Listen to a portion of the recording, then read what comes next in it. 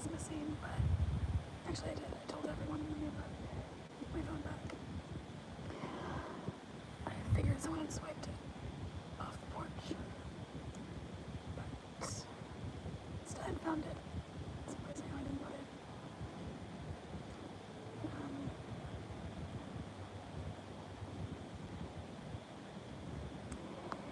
Yeah. I don't know if anything was done well. It was gone, but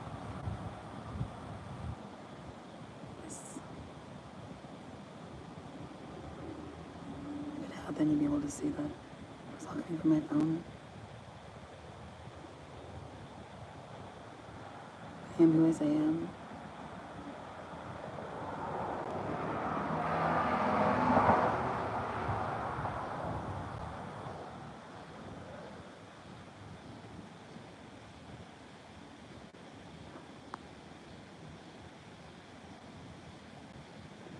It's weird that someone thinks they can override my say when, I don't know, I never thought that was any kind of option because I don't know, there's not like equality in like say in some sense of like I speak, that's absolute. If someone else speaks, that's their absolute, but it doesn't necessarily have to agree, but like you can't really question or contradict what's subjective and fact, or objective, yeah, but not pertain to my own life or opinion or whatnot. Or should you need to? Oh, and if you do, I think that you can change the English language and my own words by overwriting them or just changing what you don't like to hear or direction or intent. Well, then why are you mad at me? Why would anyone be mad at me, especially the person who thinks they are in competition with me or thinks they have some sort of vendetta to take out on me or whatever the fuck. If it was because of my opinion, which I'm entitled to have, then that's ridiculous. And more so if you think you can change my opinion to fit your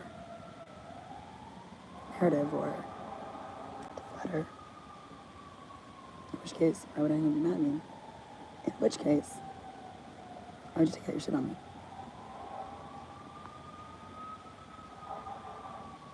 How is it anyone to agree with me? Having to do with objective opinion or beliefs or perspective, and hope to have dialogue and 17th century salon type modern day factory, like I said in my last video, I think.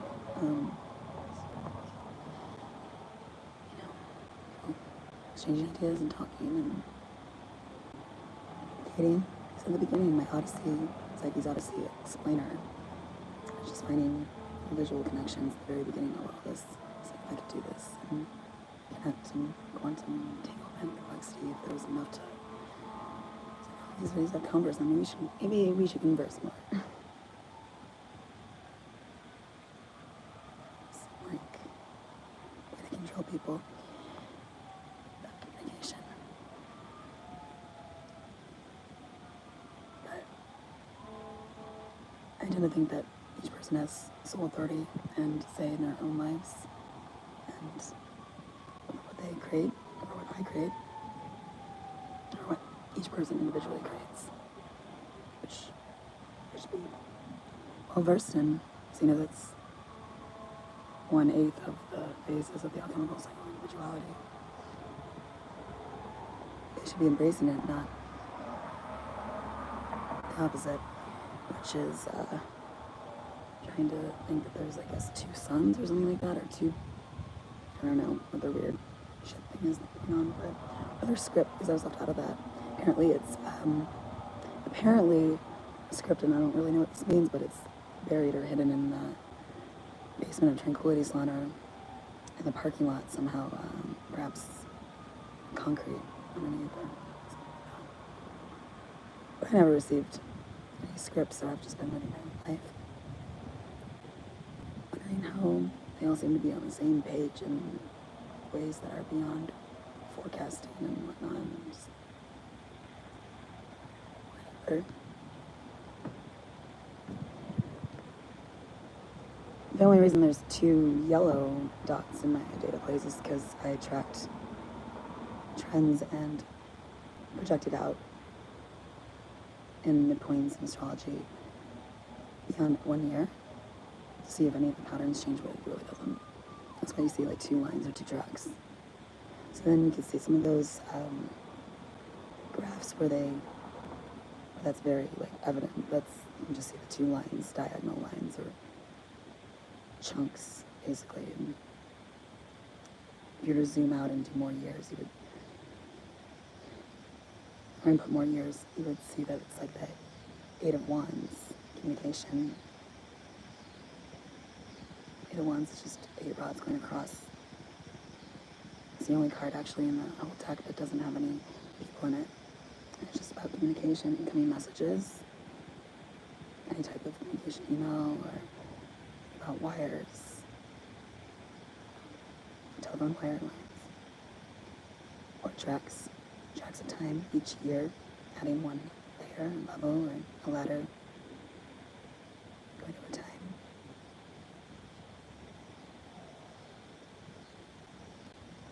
A bigger concept, bigger picture of all encapsulated into one big box, condensed.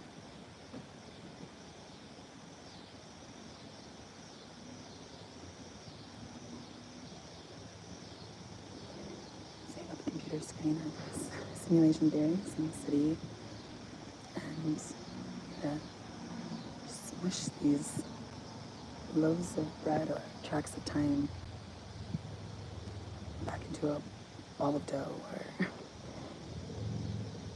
stretch it up. It would be one little compact package. That reminds me of the way I Ching system of government. It's not so much that we'd be implementing I Ching meanings per se of each card, but it's the structure of 8 by 8 and 8 squared, so 64 options and packages of various, probably smaller policies that are more objectively, you can choose one or the other within voting parameters kind of thing, but they don't all need to be one or the other, and within those choice options. Someone who knows more about government and whatnot, but to mix and match what works, it's like a cross-reference thing, column 2, row 6, you get your package of individualized and being a little bit more, I think psychologically it would make people feel like they have, it's less like disappointment, half the country being like disappointed by some outcome of policy or some voting or whatever. And even if it's not a ton, but to still say that like you were able to format it, customize something that's more specific to your circumstances or demographic or what actually is going to affect your area or neighborhood or district or city. That would be, even if it's just a small change or whatnot that you would have a choice over, you can say yes or no to one and add it to your overall policy package. Numbers 1 through 64, there's 64 options of just different combinations of this or that. There's like combinations of telephone numbers. So they'd be remaining our states all these options, but like just within the basic structure of being able to cross-reference different component parts and pull together in one individualized package that is more custom and fitting to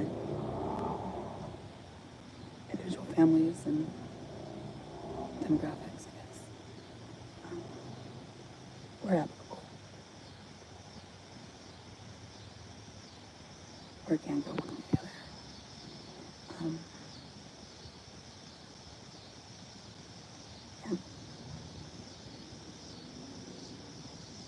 Kind of like my round up, round down pen penny, do away with the penny, and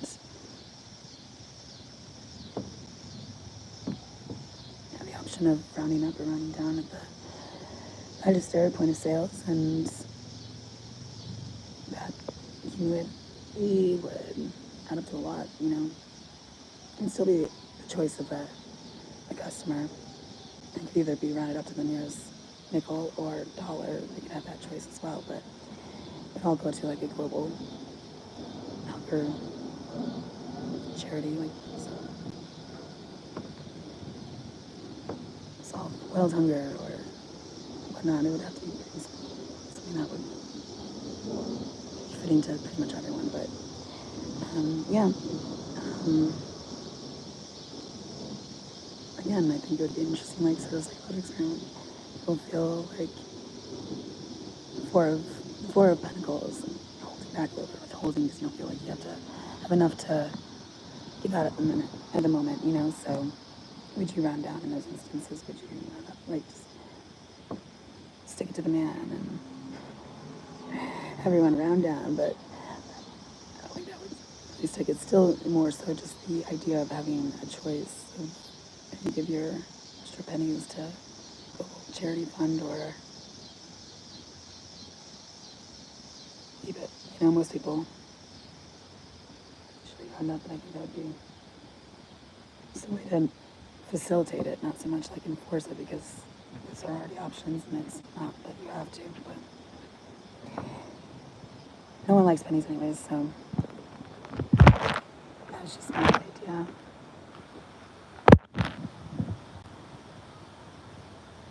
Perhaps you can edit and fit, test and trial some concepts out. If you were to go forward with anything like that, if anyone were to, the government. Assuming they hear this video and watch it, so. And take my fashion economic forecasts. There is a fashion forecasting playlist I did by Shuffle after I pulled together all these archive playlists, and it's almost like pulling from a select group of clothing in a fitting or a styling session, because it is still curated to the videos that I know will work repeatedly, and then carry over videos that I always use, and then the ones that are added as I go, and snapshots of time in those ET 1 through, I think there's like 20 something now, 22, 21. But then a ton of other archive collection playlists that I just thought would be great to sort of have as, against snapshots of time and fashion campaigns, and just curated sort of things and pull from that. And within the context of a fashion forecast, I shuffled videos, and one was even like,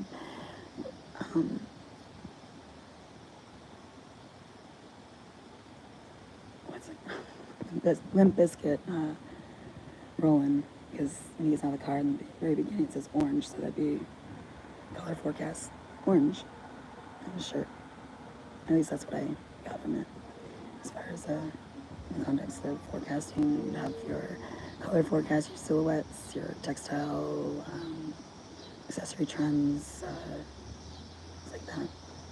Then a fashion forecast.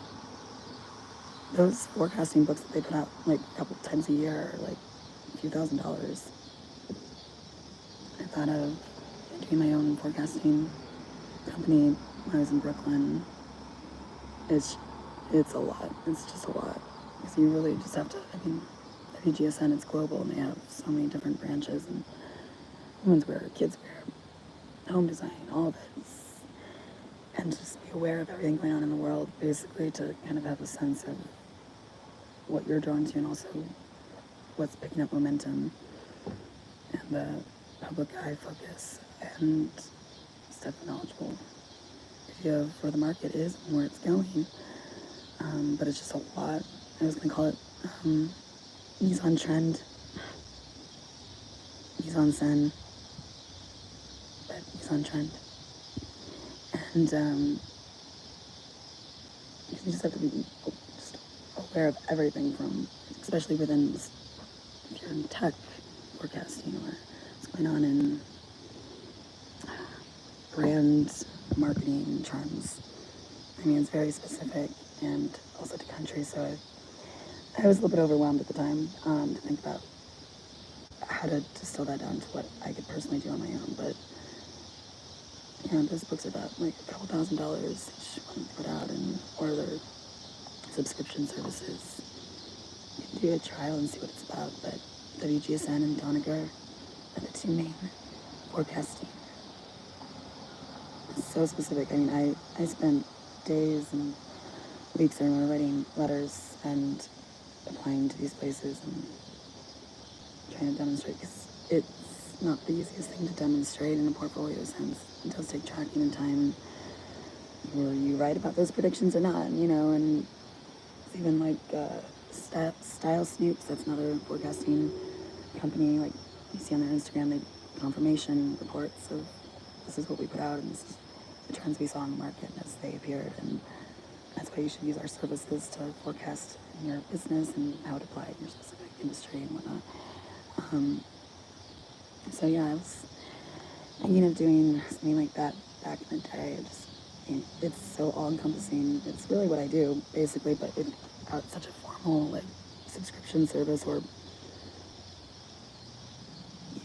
yearly book. And they're beautiful if you see the way that they put them together. Like, it's just so nice photography, just really beautiful books.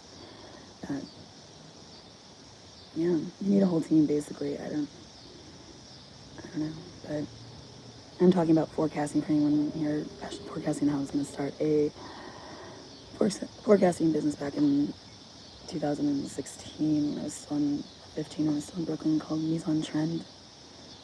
And fashion forecasting, but it really does encompass everything: men's, children wear, and accessories, home decor, buying trends, all of it, globally especially. And to try to compete with those is just like, it's such a niche in the industry, and people stay in those jobs forever, so there's not many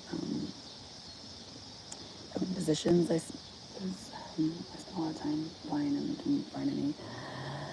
Yeah, so you just kind of have to get lucky, and I just made my own alchemical trend forecasting system that they pretty much WGSN adopted. WGSN, Doniger, the main ones. And I was taking an illustration class at FIT, one of my courses, and the adjunct professor that we had was, at the time, I remember she was doing some 100 years of Gap illustrations, but she was also an illustrator for Doniger. So you do silhouette mood boards and kinds of things like that to exemplify what's going to happen in the next coming season or forecast report, and it's just a lot. So I was like, okay, so then I do illustration, I do like researching, then I do like scouting the market, then I'd also be doing the reports, and there's just a lot because it was so encompassing. So I just put to use like videos out there. I didn't have to shop the market so much, look for swatches and pull together color boards so much. I could find videos on YouTube and pull them together, and there's just a lot of to do more subtly forecasting. But it is more, I think forecasting really is very anthropological in nature, just observant. It incorporates a lot of intuition, a lot of costume history knowledge. You have to know what you're seeing around you in streetwear and what those trends are referencing, even if the people wearing them don't know, and you're like, oh, and that was referencing that time period, and that was referencing that, and you pull it all together, and you're like, I have this like 1940s meets 90s mood board, and that's the playlist, copy that, 9/4. So where the overlaps between 90s and 40s trends, I think like skinny eyebrows and makeup trends, pencil skirts, like 80s club wear in a sense, and like Germany and Berlin, and that matching with like some big shoulder pads of the 1940s and overlapping ways of that. So I pull that together and I pull out certain like silhouettes and different things to highlight within various I would say, characteristically that or that for each decade, and that's just the decades, and within that there's so many branches to go off with, and yeah, so branches, green sleeves. I thought that was clever. Having to do with building a wardrobe and all the intersection words, and another context beyond time, because I sort of layered them as I started first with measures of time, from words to number of hours or instants or anything like that, future, present, past, and then other contexts like a wardrobe, and Lion the Witch in the Wardrobe, and a portal, and walking through a wardrobe into another world, or in terms of some sort of interstellar space travel, tesseract, but a wardrobe nonetheless, and all the clothing therein was, I'd get all kinds of items of clothing that you'd find in a wardrobe: shirt, tuxedo, jacket, boots, pretty much everything. So, building a wardrobe, green sleeves, branches, and I found a pretty feather earlier. Birds of a feather. That's how my dad described his concept of time when we were talking about linear time, and he described it more as a feather and branches. Well, not so much a feather. I said it looked like a feather, and he just had all these branches going off of a main timeline. I also maybe compare it to the Five of Wands and just alternate timelines, and sometimes perhaps at different points they overlap, and that's when we have these, like, I don't know, some sort of synchronicity perhaps, or superposition of happenings, and that's High by the Beach. One of the reasons I would always put it in, because there's two alternate timelines halfway through the video. She goes to get the guitar and then runs up the beach to the house, and then in one instance her robe gets snagged on the gate, in the other instance it doesn't, and yeah, Peace by Vengeance.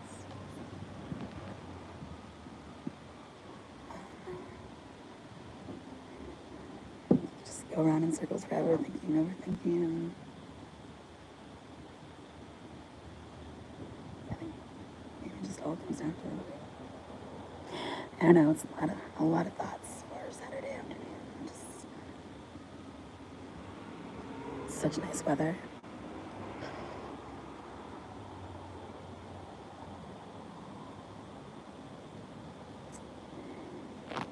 Yeah, so just glad I got my phone back, and as far as I know, everything's still here. It sucked to lose all my intersection words and whatnot, but it's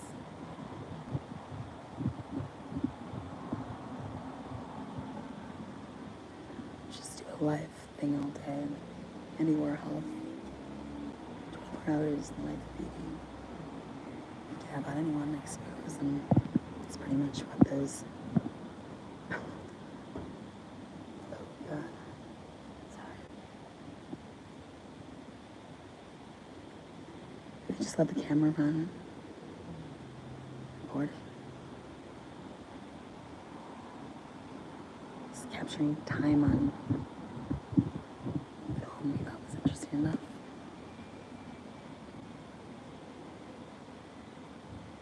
People can be interesting. I found them really interesting.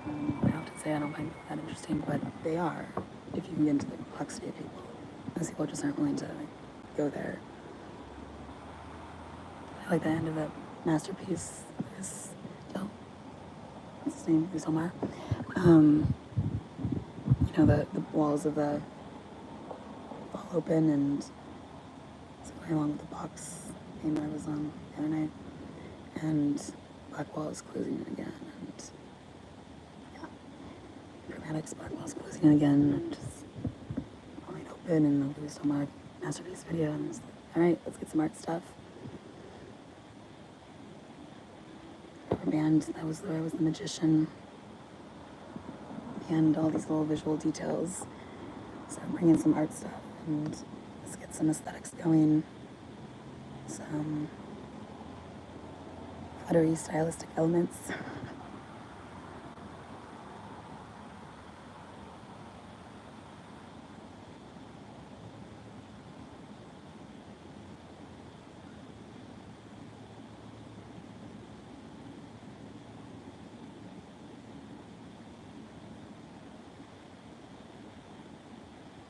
Alright, well, yeah. Straightforward. I don't think I need to say that anymore because I thought that was always implied. That was just one of my translations of my Chiron, and all the translations were early translations from timing and just watching TV and shuffling cards and seeing what would pop out and seeing if it would kind of bit out, relate to the imagery of the cards and starfish, fishing, star.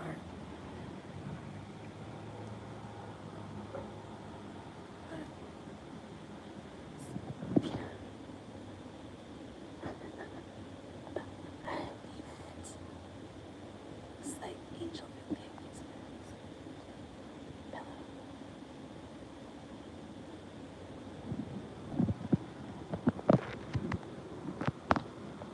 How did I get to that? It's just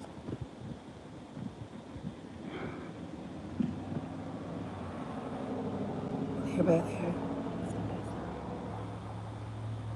ring by ring, standing, time, frozen. Light is frozen matter.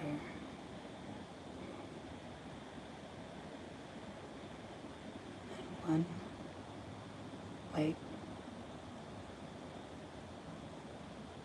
It's actually the measurement of, to my moon, 29,000 electromagnetic wave.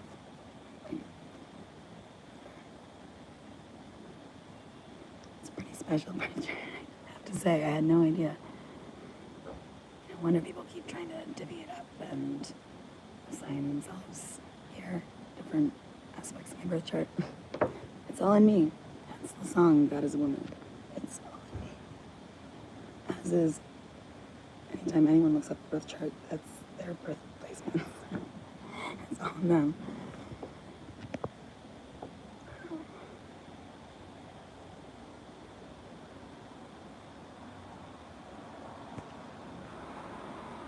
It is interesting. I mean, I don't know if it would be the same for everyone, or if it's just that, or people that particularly feel the effects of the moon, but I did track lunar transits and all that for this whole project as well. And maybe it has something to do with being opposite of the sun in my birth chart, that I feel it more, that my interest or focus even sort of shifts a bit. Things of science or things of pattern making or, music or something of more of 11th house social networking kind of, not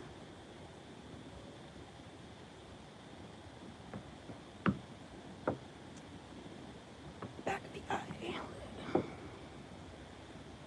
One headlight, that's how I got. Spine. And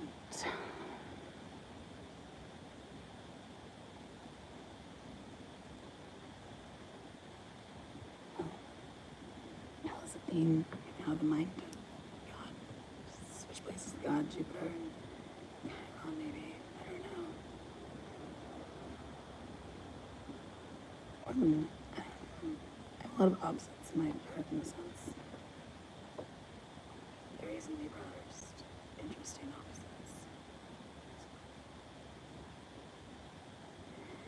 I think of the Mars and Libra as just like, what tips the scales, and two very viable options, and what is it that draws you one way or the other. And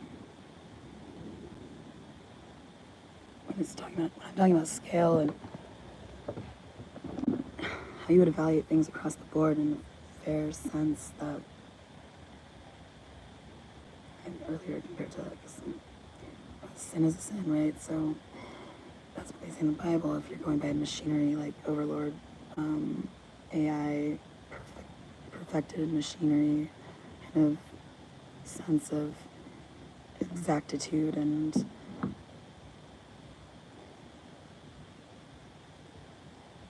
just all the architect is a AI system, big machine, I don't know, something like that. But how would you would have to almost learn a scale of relevance, or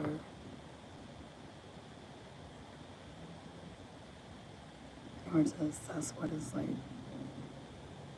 sin deserves what, or what kind of cause and effect or karma is appropriate within a situation where we gotta get a bit up.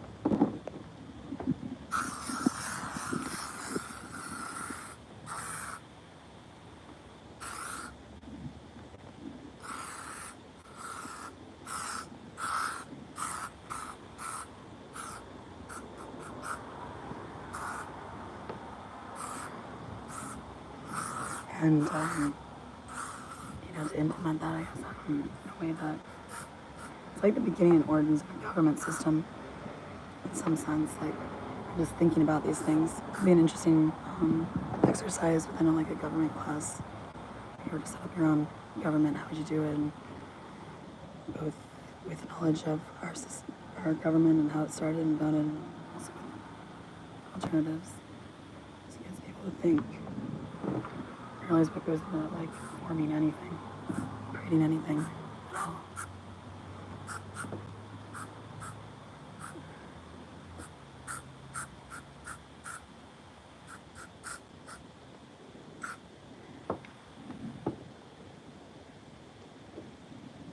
Scaling up, scaling out, grading, topology,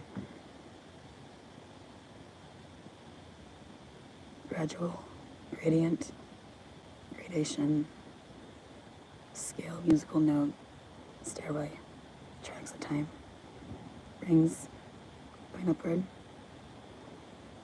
to the sky, higher dimensions. And you kind of think of like an arc, and how a plane flies in an arc and not straight. So when you go in time, or a ring, there's a tree representing each layer, each year of time. And it expands and it becomes more and more like that from here out. And so then the timeline is more stretched out in a sense, right? Following. And my non-viewers will hopefully listen to this later. And then it would be perhaps getting at what I talked about earlier, just different tracks of time and how in different dimensions as we go up, perhaps they scale out or grade out or expand in the sense of an arc of a plane, like going further distance, and you're able perhaps to see further. That whole comparison of, I don't remember the video. I think of Vsauce video, and there's, every time I think of this, I think of a visual. Pops to mind is a view of the Golden Gate Bridge and clouds, an aerial view, because I think there was something in the video about that, and it reminded me of the Seven of Cups and how it's a cloudy sort of smoke screen and all these options trying to pick and see beyond what's the best option to go with, and how perhaps the number 7, so much being the 7 this 07, anything 7. As New York for 7 years. That you can perhaps see on a scale of 1 to 10, beyond 7, or maybe going reverse beyond 4 or 3. In terms of possibilities that might happen before it starts branching out and all, like, you know, and it becomes hazy and vague of what could be. That perhaps you can only forecast out so far in accuracy in terms of phase shifts, because, well, we know it's going to continue. We don't know exactly which way it's going to lean or spin or tilt, and what the desire is going to be at the time in mood that will influence action and all these kinds of psychological behaviors.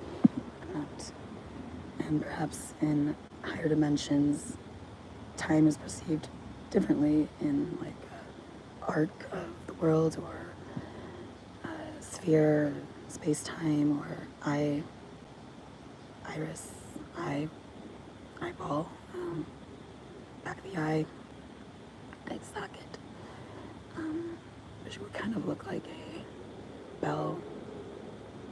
Keep me safe in your hotel paradox, infinite paradox bell tower, or wardrobe tesseract tower. National anthem. So,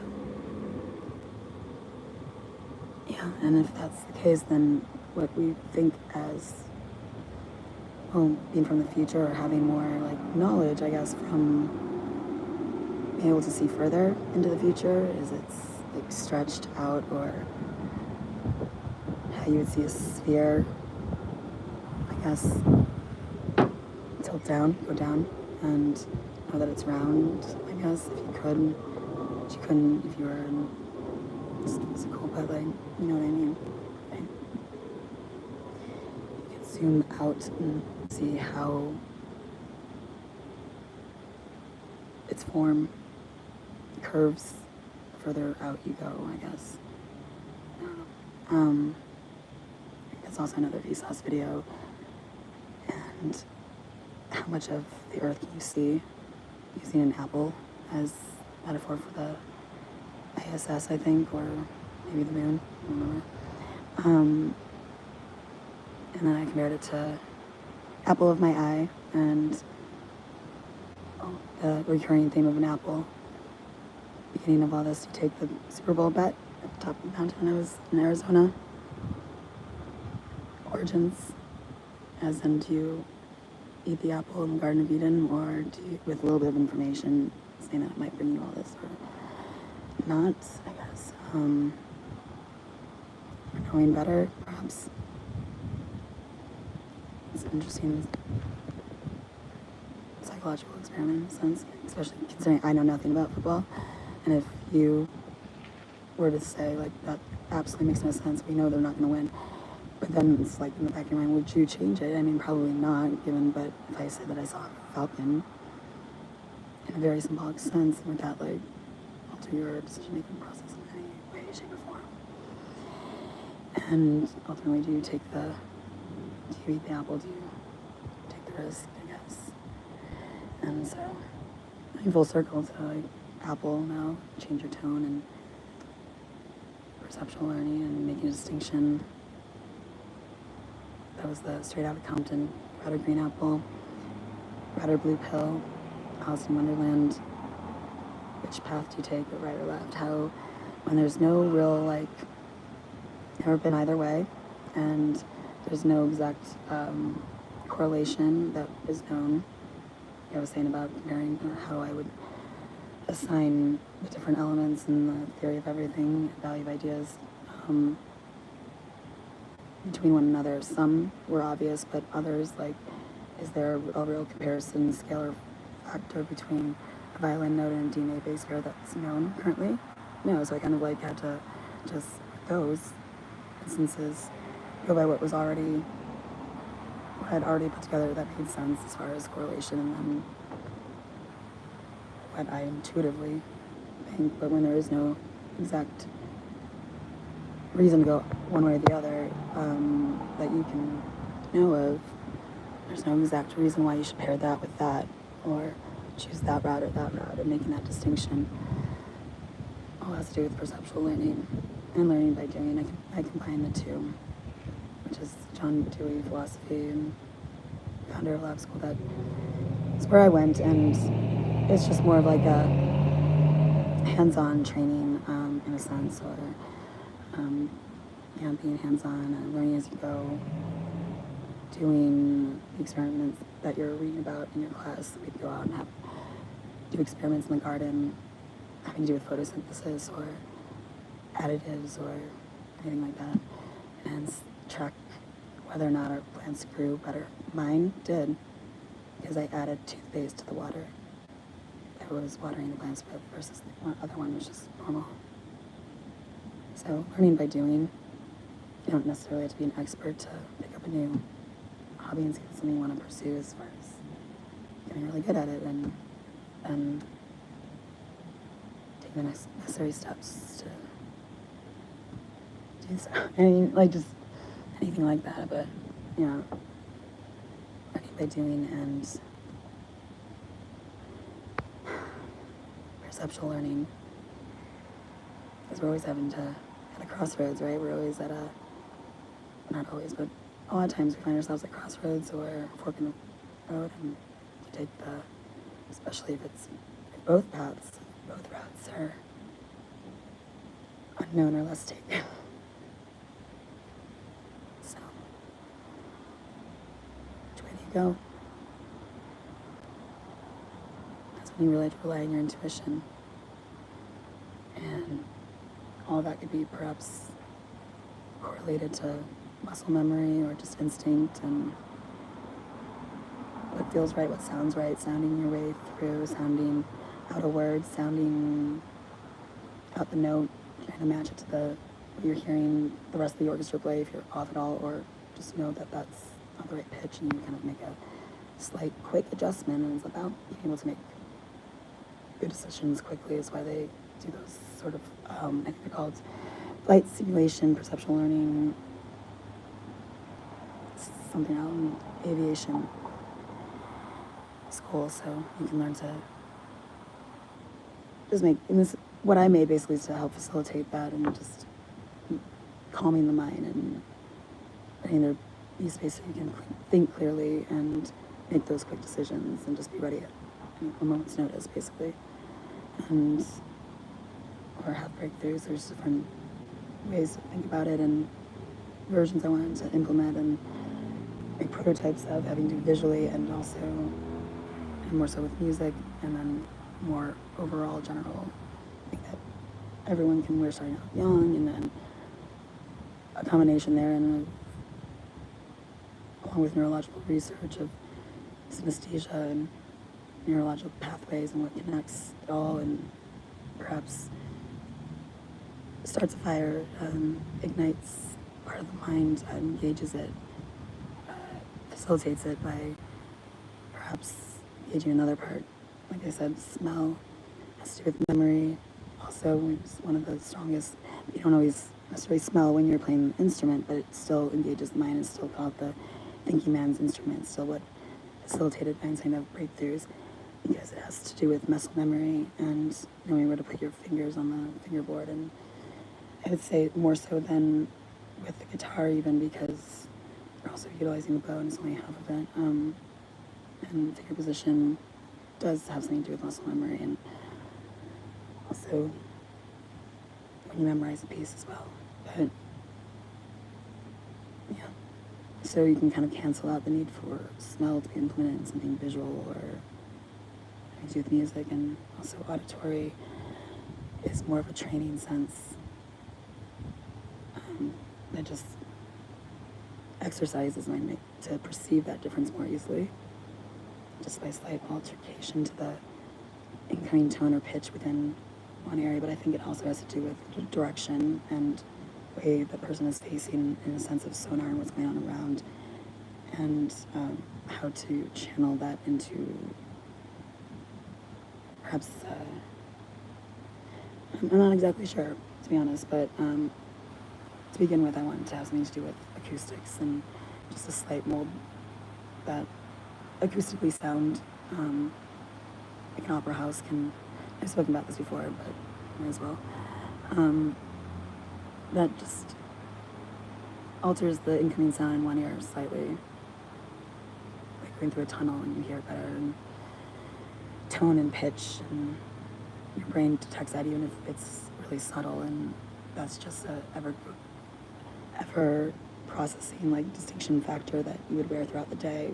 No electrics, no anything, just acoustically molded little silicone earpiece or something like that that would slightly alter the incoming sound as a opera house is designed to enhance the sound of the orchestra or the singer to the highest, best pitch that it can, so yeah, that would just be something that especially kids in school could wear throughout the day easily and just have it going on in the back of the mind to improve functioning, I think. But I really do think there has to be a connection between visual as well, and to facilitate a more meditative state and or breakthrough or aha moment. And definitely more research having to do with what would be able to correlate in engaging different areas of the mind to work together easily, and not just through playing the violin or an activity that facilitates that. This is to improve the thinking and working habits and all of it, speech and the perceptual learning umbrella of consciousness improvement, basically, and both in instances and periodically and consistently. And, oh gosh, I just have to like listen back and remember where I off the tracks. But yeah, I think it does have something to do with connecting visually in the lens and auditory. So a lot more research needs to be done with how we can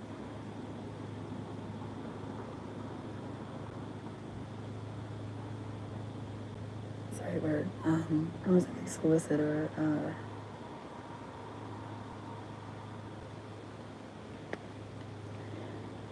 I think you probably know what I mean. I've used this word before as a way of describing it, but how to it's on to my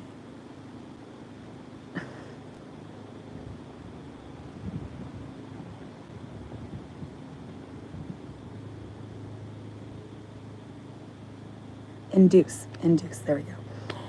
Induce higher consciousness or clear thinking or allowance for you to clear the clutter out of your mind so that you can refocus, in the sense of almost distracting yourself by watching dancing visuals that your brain wants to make sense of and finds patterns in accordance with whatever it is you're listening to music-wise, and does it without you even trying. So in a sense, distracting yourself from the distractions were to create the space to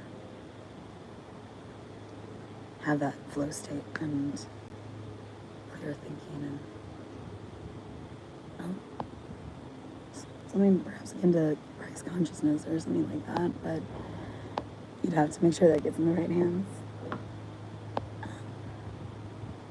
If there are anything beyond, especially in neurological functioning and this triggering that to engage that area of the mind through this color or something in this place and this pattern. But we recognize patterns as we watch something, and the brain does, and how we can use that to our advantage, how we can harness that in order to steer the mind in a way that we know would make everything flow better or function better. So I don't know, I would love to work with psychologists, I would love to work with neurological scientists, neuroscientists, and coders and posers and kinds of knowledgeable people, expertise in their own fields having to do with music theory and visuals and coding graphics, and how could I encode better the cued speech gestures that within my, I have to do in more decimals and be able to subdivide down from basically 4 and 4 gestures and sound, places, locations. The movement between is what you're seeing, and between sounds a lot of times, but that switches as the song usually extends beyond a minute. And it's almost like a reverberation of the sound that is invisible when you hit a gong or something like that. And the data dots and the space between is dance, and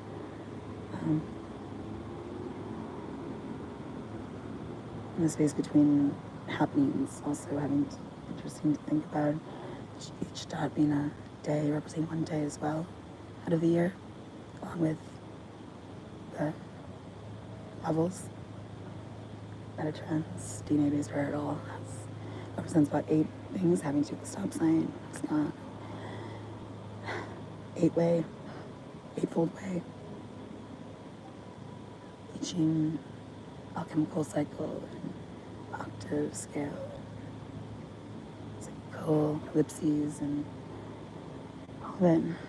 That rubber band man, the tarot, the rubber band above the head, and just all of it. And then zoom out, and then the space between days, and the space between happenings, and the space between one occurrence and another that makes it significant, and overlaps in timing. How much time has to pass or not pass to make something significant. And if a lot of time passes versus being able to write something off because as just as nothing, basically, because too much time passed between seeing something that signifies your mom and finding a picture of us with right out here on its own, and then watching a movie, then that night, the blue drum, where she finds a picture with writing on the back, and I was wondering in my head, who left that out there? And he said, your mom. I hadn't watched this before, and stuff, so there's that. And it's significant because it was that very night, and otherwise I could say that a lot of other possibilities came up that would tell me who left it, so what's the significance there? And if there's a lot of time that passes, but something still means something and overlaps and meaning, or there's some sort of correlation or connection, and what's the difference and what's the significance there? And then it's opposite. It doesn't mean anything between small amounts of time or big amounts of time, but being able to perceive time differently, perhaps in these arches of time. A rainbow, yes, you would think of it as, if you want to color code these tracks of time going over the head. I used to draw as a kid. It's on the University of Chicago art and philosophies book that I would read from the beginning of all this, and pages and see what interesting philosophical thoughts I'd land on, Hegel and whatnot. But yeah, the rainbow that goes over the head of the statue that I drew in all my illustrations when I was younger, full impressions. If you were to define by color coding system the different layers of time or arches going over, as I was speaking about earlier, a flight path, not ever flying flat or flying, because we live on a sphere and 3D, and how those distances as you go up in dimensions or atmosphere become more spread out in tracks of time and rings of time. And if you just switch it, if you were to flip upwards, each one representing a year, so we know how old a tree is, right? Frozen time, frozen matter, and arch. My still tray, or it was the song instrumental I had going on with the kitten on my shoulder and Frida, and matter is frozen light with an arch. tell you to flip it up, tilt the axis up of the rings, and then you'd have a tracks of time, like railroad tracks in the sense, and years in a arch pattern, and an arch and higher altitude, higher dimension, and perhaps you'll be able to perceive time differently as it's stretched out in a sense in higher dimensions. And to color code that would be a rainbow. Rainbow wormhole as we travel upwards, and green sleeves, and melody, and the veins on a leaf. It's like a birds of a feather, all part of one bigger branch, all part of one bigger branch. Passengers on a plane, all being basically one dot on a bigger screen of a ground control radar screen, and radiating outwards. Radiation or levels and stairway. Shift outward, expand. On rainbow, you would get a gradation or steps. Topology and emulsion. Body's emulsion. Dips and topology, I guess, or yeah, not to say that it's not, I'm just hypothesizing all these things right now, but concepts and straightforward, or not, I mean, I don't know if be correct in what I'm saying, but just connecting the dots and trying to find overlaps and what I have thought of in different ways thus far.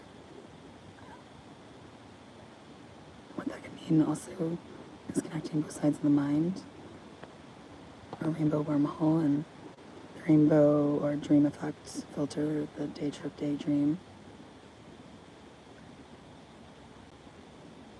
Garden of Eden, just an ordinary day. So the Fluxus movement was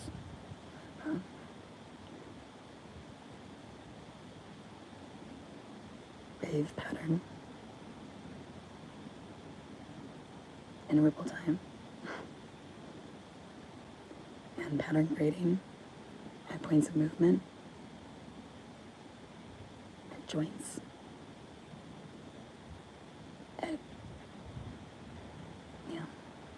points of curvature where you need excess in order to bend the elbow, or in order for the fabric to curve around a sphere and take form in 3 dimensions, to mold something to. So my phone overheated, so I thought it ended. I don't know. I was talking about croquis and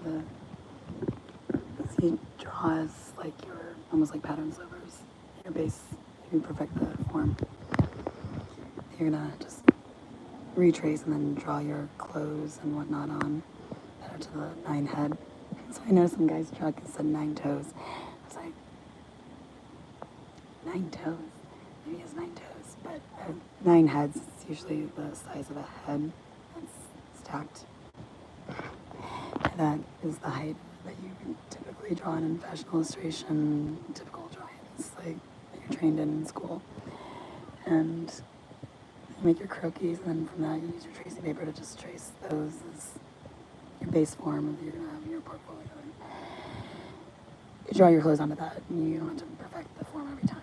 So, kind of like iterations or repeating patterns. But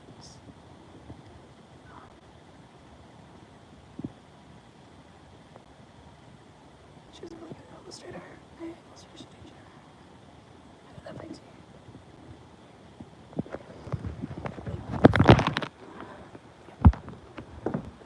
I'm really liking these group.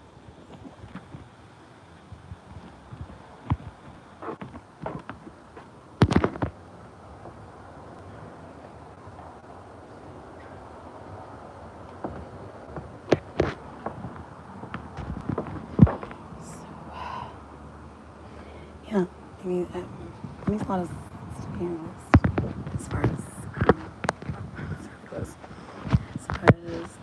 tree metaphor, the rainbow, putting all together, lattice, scarcity, science theory, and well, as I played Catherine and just suburban nature preserve. It's cute. We took prom pictures. The bridge right there. Yeah, so it was just weird. I make Eden out of a nature preserve in the southwest suburbs. Yeah, I think this ordinary, well, it doesn't necessarily have to be ordinary, it can be amazing, but I'll be very familiar with it. And I think it's a quote from The Divine Conspiracy, but I completely forget the second part of it. It's familiarity breeds contempt. And, well, maybe that is the second part of it. But so think about what is just, how do you make the ordinary interesting? It's an ordinary day, it's an ordinary trip to the, that's where I started. Just gonna take a stroll through Lake Catherine and feel nostalgic about high school and see what comes of it. So, yeah, that was all there. I was kind of imagining that as far as tracks of time and layers goes, castle on a cloud, or they say cities on the cloud, they seem like, why not take a jump, a leap off the floating city, floating gardens of Babylon, perhaps something like that, floating baskets.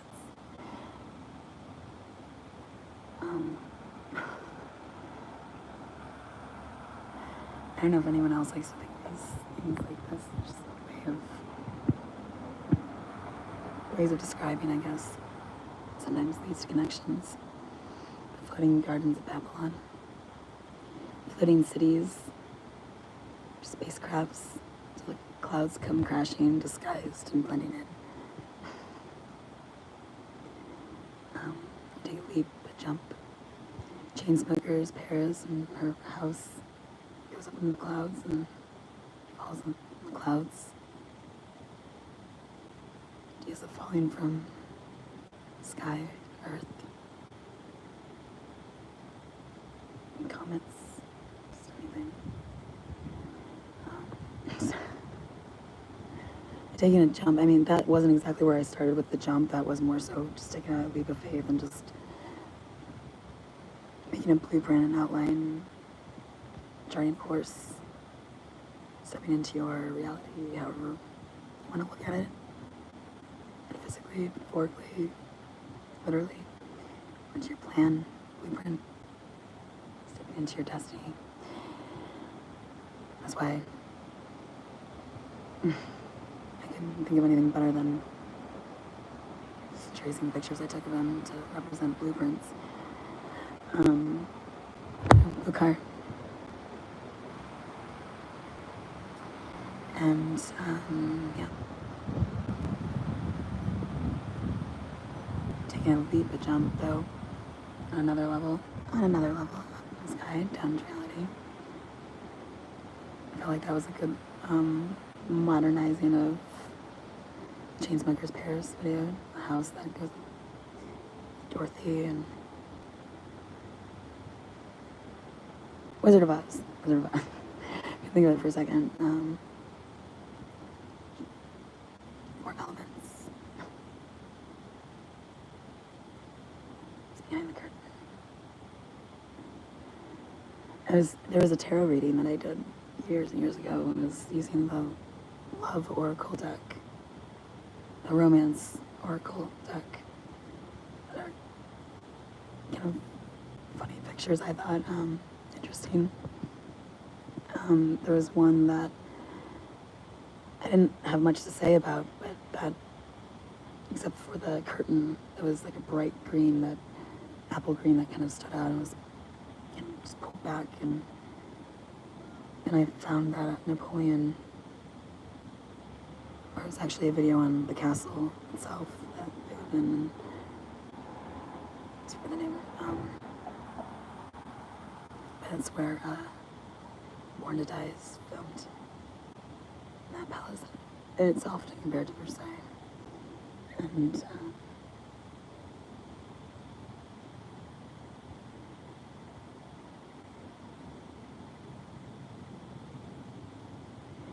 Napoleon Bonaparte, that was his war room. It's like almost exactly. I mean, I just wonder if he, or the illustrator or maker of the Oracle deck, like took it from that in a sense, because it's just so apparent. Because it's just a bright green curtain pulled back in his Napoleon's war room, matching the Romance Oracle deck. There it goes. Interesting. And just a random green.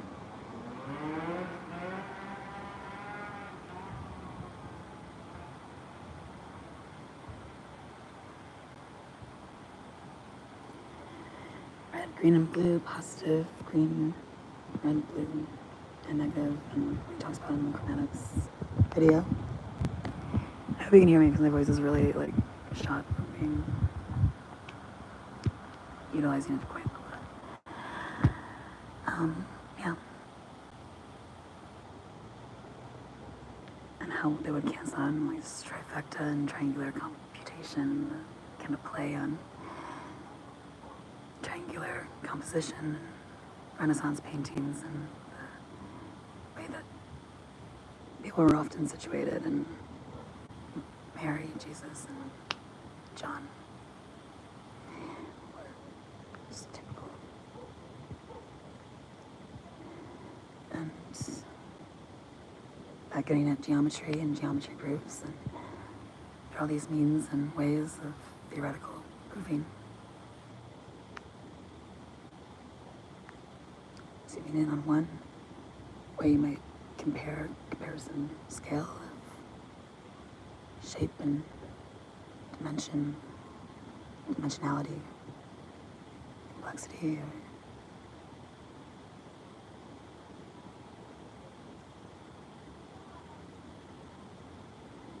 manifolds. They look like my birth chart that I turned into a three-dimensional by filling in the aspect shapes and geometries of my birth chart, connecting one planet to another.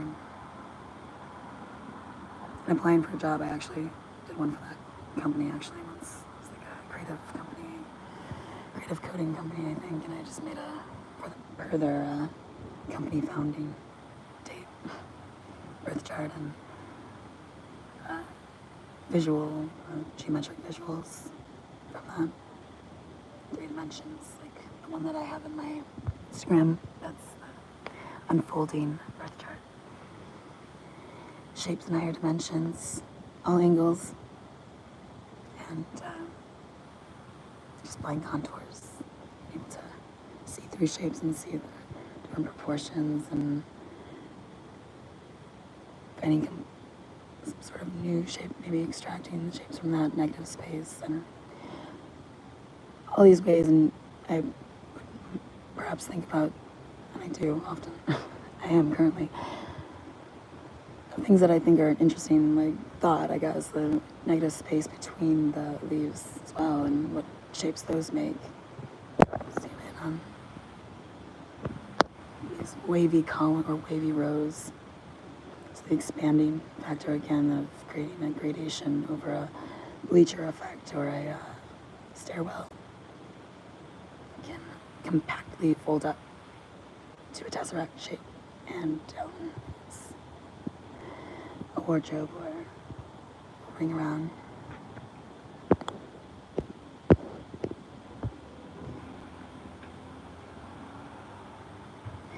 So yeah, ring around them. There's just a play on that, but just talking about manifolds actually, and lenses and retina and how identifying ring, these different things that are in my notes you could probably see in my videos. But to play on the the rhyme, the children's rhyme. I think there's a Lana Del Rey song I've heard. It's a rhyme kind of song. Peppers or taco truck or something like that. I'm not sure which one. Put in there just to add another element, to layer to the playlist, to appreciate how many ways you could look at the concept or idea of something boring like manifolds. No. So, no offense. Yeah. The ever unfolding sort of dimensionality of the shape, form, structure, or compact concept that takes on all these different variances through the space around it, and how moving around it gives alternate perspective of the same. Going back to the notes on art, the archive video, and the from Socrates. I bet from any other angle, it looks different, but still, in of itself, the same. It's just how you look at it and how you either position it in the room where you stand, or how you choose to perhaps take liberties in combination, combining the two. And the freedom to do that. Liberation. Jesus Christ. Liberation of the mind, soul, of circumstance if need be. Of restraints that are unhelpful, or stigmas, false perceptions, freedom, stigma in every direction. It's the soundtrack to a Chanel resort or cruise resort, I think. Collections on the beach, smoke and mirrors, going back to not being able to see past smoke and mirrors, or cloudiness, how far you have to go, or how far in the future you can predict out. 7 years, perhaps, or 7 months, maybe variances of 7.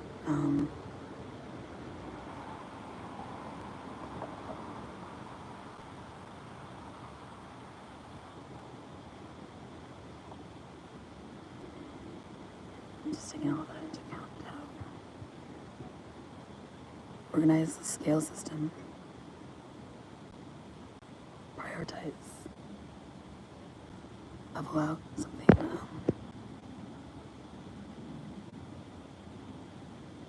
Or balancing activities.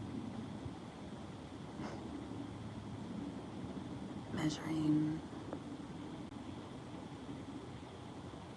amounts of time, oil, shifting.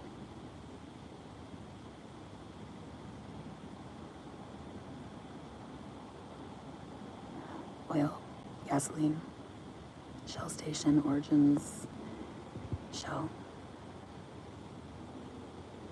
Born outside the jellyfish art by socket. Bell shape.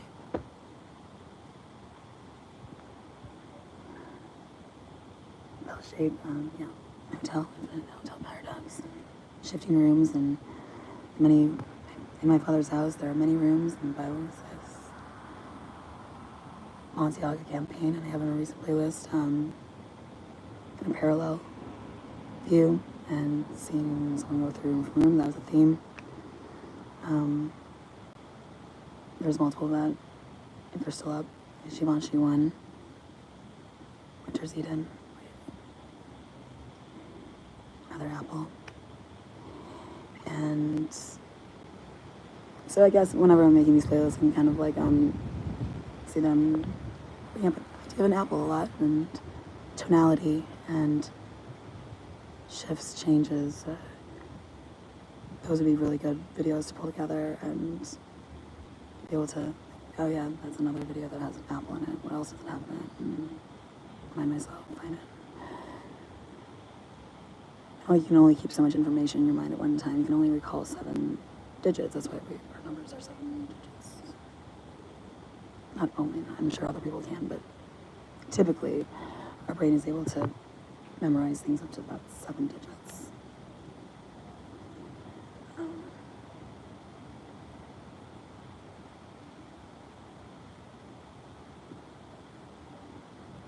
Recontextualizing things in order to make sense of them. What is familiar, but wary of familiarity that can breed contempt. Either it's man's circumstance or situation. Maybe competing dynamics, competing colors, contrasts.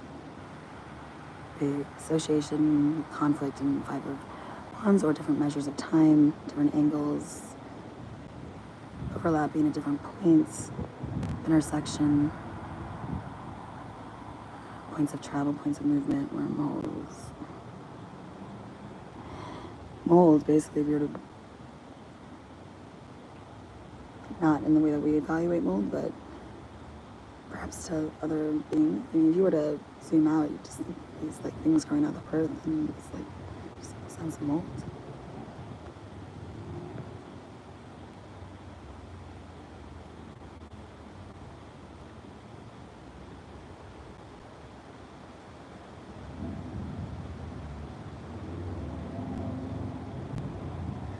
Connected vine, and there's got to be a lot of significance there with that incorporation of biblical and divine and branch.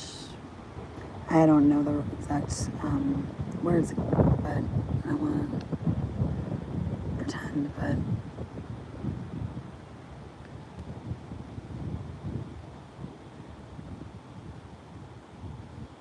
there's a picture in my Images 3 where I'm standing in the kitchen putting on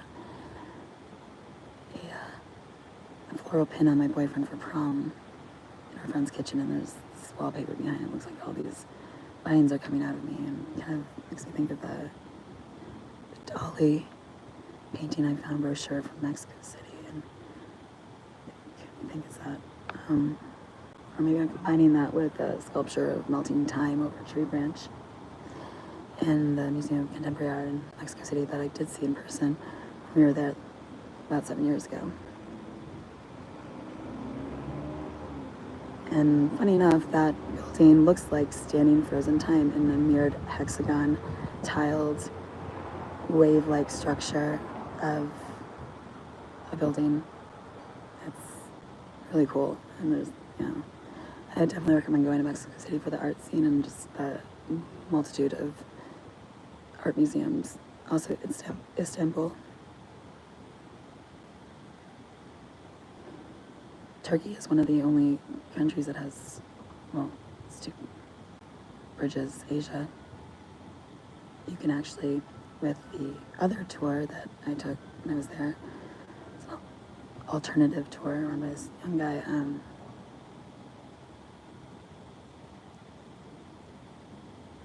which, funny enough, he said that he had, what's his name, Mick Jagger, I think, on one of his tours, because Jagger, was that or Steven, I'd be able to tell if I could look up right now the other tour, because that's how he found his tour, Googling his own vintage past tour called The Other Tour. Found my friend Fetty's tour company called The Other Tour. He takes you to more atypical places off the beaten track in Turkey that he was familiar with as a local resident, and cooks homemade dinners, and then you take a boat trip across and have tea in Asia or lunch. Yeah. So, I went a lot of different branches here, but to then try to pull it together in a way that makes sense, I think that does the arc of time. Biological clock, sphere, and the different typical locations of a dart that can be moved in flat pattern from bust her waist around the perimeter of the perimeter of the sloper, basically. So kind of like the 12 segments of time. So I'm currently thinking of how to represent segments of time per clock. Literally segments of time like the hour, 5 to 6, or 5 to 8, which is 5:08 right now. In translation to a flat pattern design, and maybe a inverse dart, so you see it and it kind of creates a more or less a fold on an angle representing a segment of time. That could be interesting depending on how you did it, and just creating sort of a wave, a fold of a drape. Sense of working with the form and the fabric in particular, each time being a little bit different, but it speaks for itself in a sense that the fabric is guided around the form of the structure. And it could go all these different ways. You just kind of work with it as you go with the flow, kind of. It's interesting compared to the alchemical cycle, and being able to identify visual cues, identifying factors, visuals, codes, symbols, out of the phases of the alchemical cycle, and trends and whatnot, indicators, so that you can pinpoint where you are, like you are here, a star in a map of them all, complexity, and you can determine where you want to go. If you want to go with the flow and current trends, forecast out further, or completely disrupt, but in and of itself, that would be a phase of the alchemical cycle, phase 1, which represents rebellions and or disrupting the status quo or changing things up and going in a different direction. And what has been typical this time up until then is the beginning of a new cycle. So let's say the starting point to say how things go.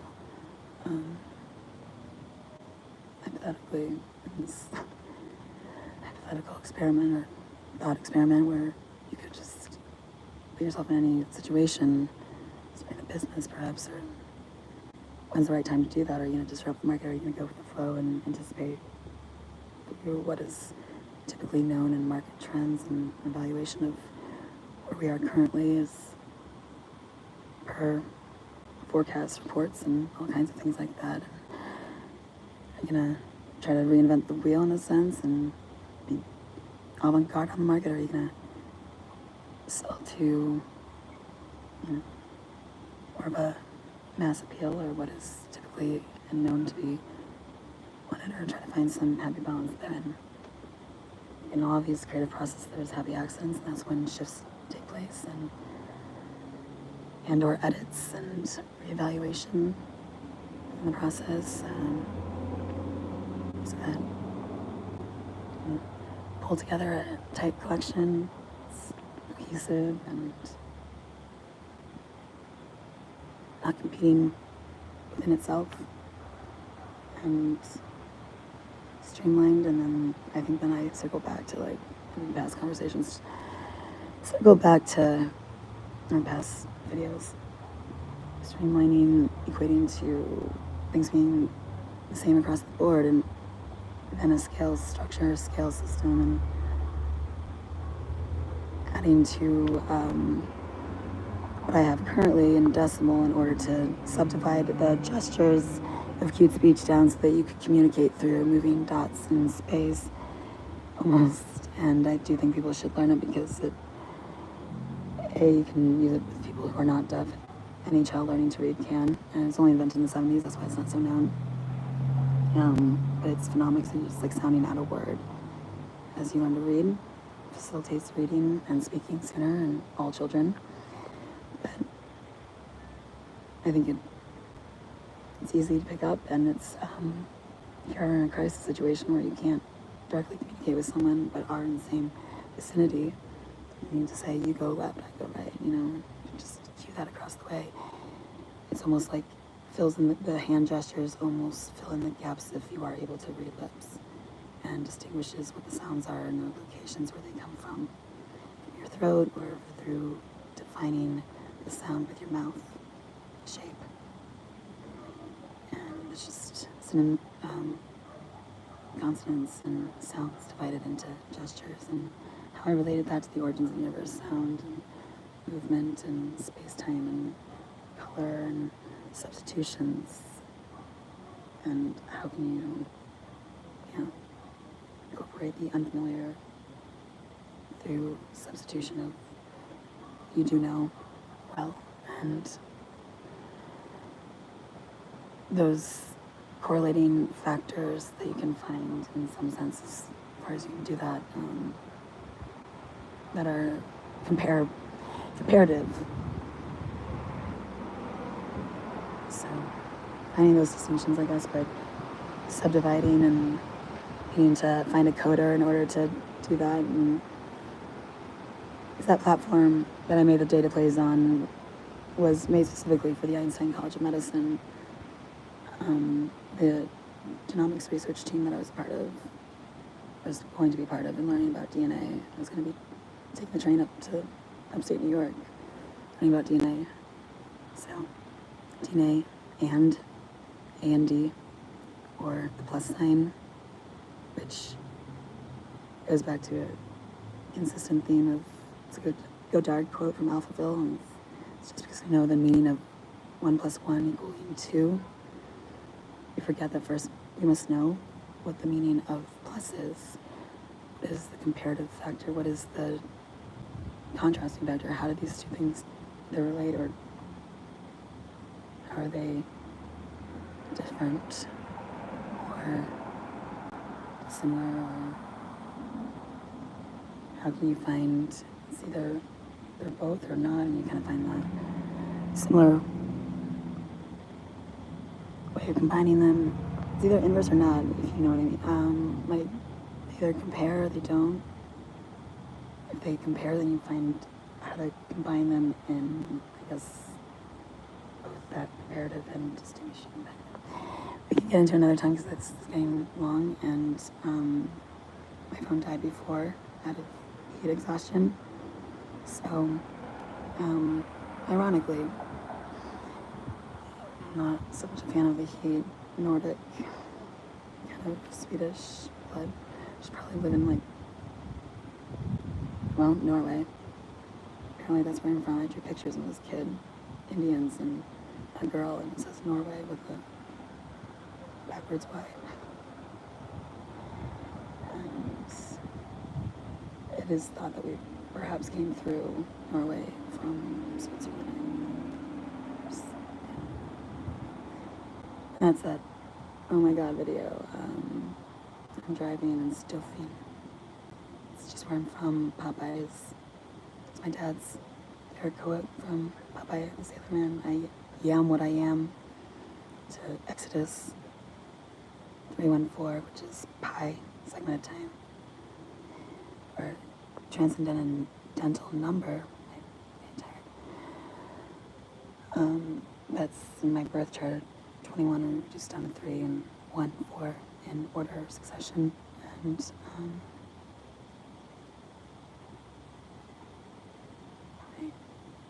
it's door. And sorry, I'm losing my train of getting really tired. But what was I saying? In Exodus 3:14, yeah, and it is I am what I am, or other versions say I am who I am. That connecting to, yeah, Exodus, Moses, let my people go, and my light version of that is the unicorn, Last Unicorn, my favorite movie growing up, and how she has to free the unicorns from King Haggard's holds of them in the sea. She's the last unicorn. She frees all the unicorns. Destroys the Red Bull, which is what I was doing in my pictures, my youthful impression. It's images 3 or 1. I have a raincoat on. I didn't want to get in the bath. It was against my mom, who's the Aries. Red Bull. Well, because I was 4 and it protects from the rain, so that might work for keeping me from having to get in the bath. Very stand down. But yeah, that's it. Popeye's Chiron, out from Chiron's head. In Greek mythology is Pallas Athene, or Jupiter's head, God's head. Stronger, teddy bear shot out of a temple. Visuals I've referenced used before. But yeah, and bringing that knowledge down to past the horizon, Earth, ascendant line. You're born in the sea, Cancer, being in time. 1 light wave to the moon. 29,000.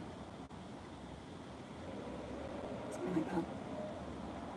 I don't know the exact, it's 29,000, like some 10.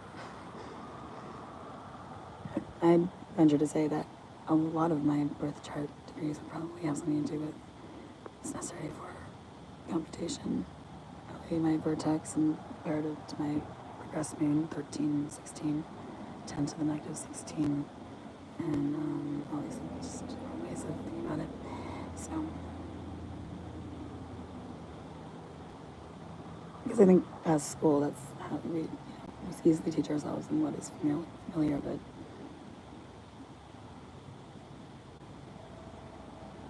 we should not become complacent in familiarity. Always adding that X factor.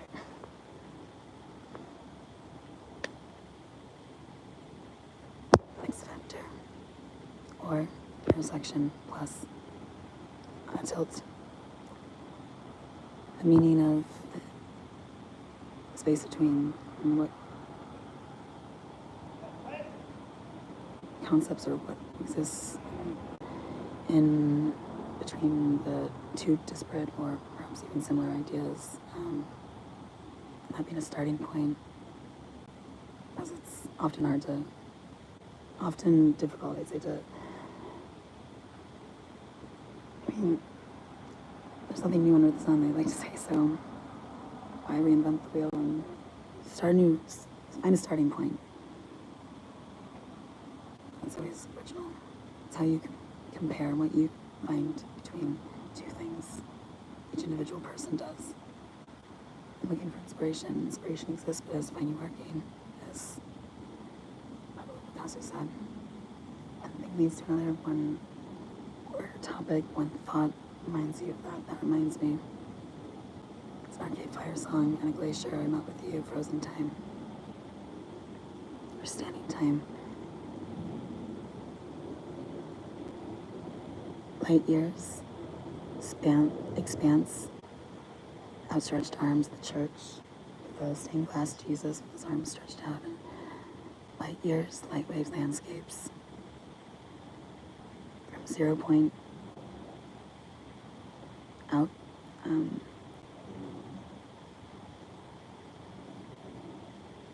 branches of time, before and after.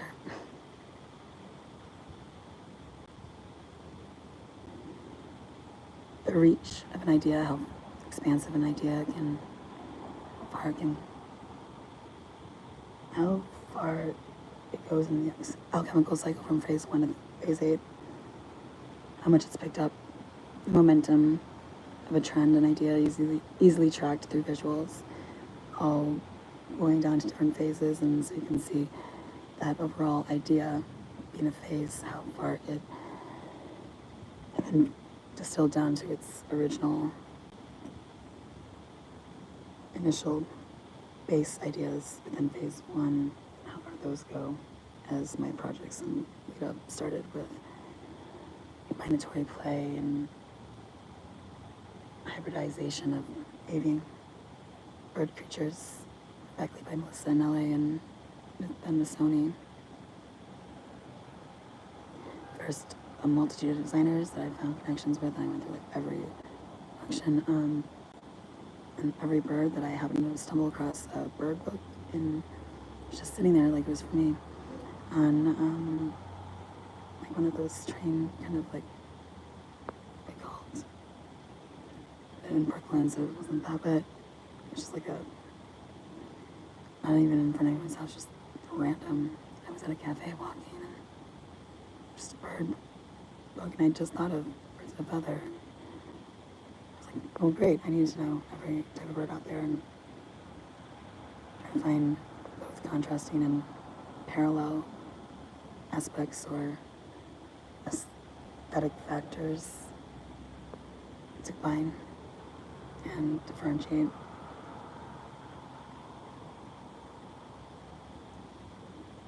Two into one, red and blue, making purple. Elimination of canceling out of blue plus positive blue and negative blue. Two into one, and parents and a child. A new starting point.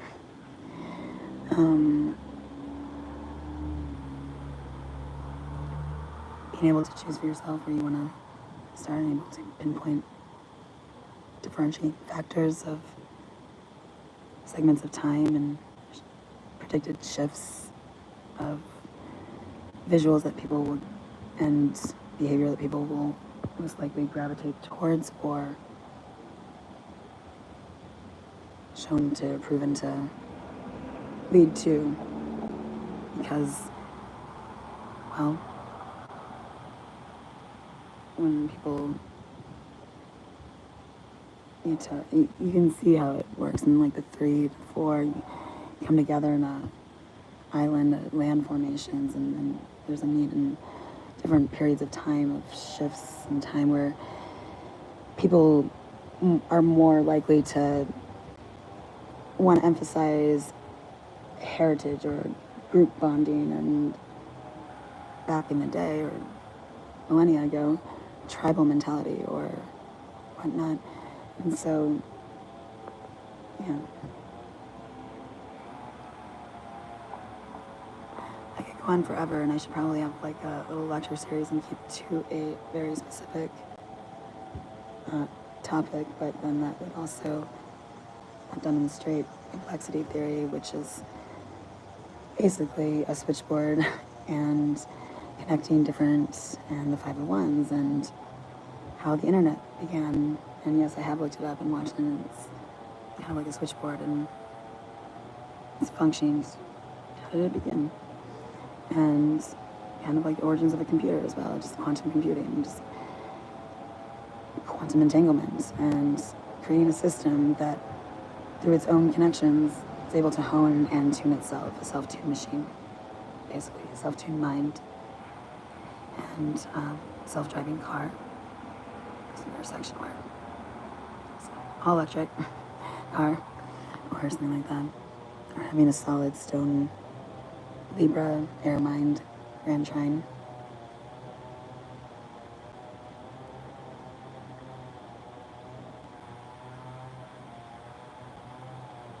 Mars, the deciding desire factor, tilting the scales, tilting axis. Yeah, was to go. I was getting a DNA-based pairs, CTG combination, and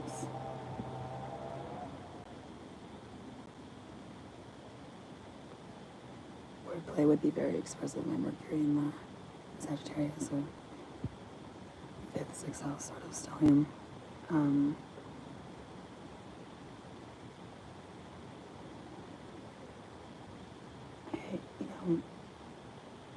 I both had themes that I could go with that are pretty much universal in, alchemical cycle, but I also, with what I had done in my projects and led up to that, and gave me faith in choosing that alchemical cycle to go with, because I saw how successful one thing led to another. And one interest or one completed project inspired the next that I would create or series. And like Missoni Birds of a Feather was many designers that I found correlations to birds, and from that did that for Beckley by Moses and in LA, and then Missoni being one of them. And I emailed like all these different designers and said, would you like to collaborate specifically?